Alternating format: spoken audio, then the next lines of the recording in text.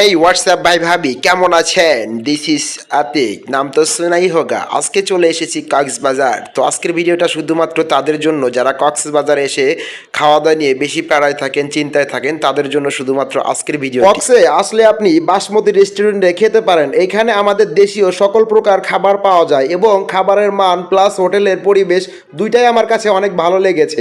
আমি এর আগে অনেকবার কক্সবাজার এসেছি, অনেক হোটেলে খেয়েছি, কিন্তু এরকম খাবার আমি কোনো হোটেলে পাইনি।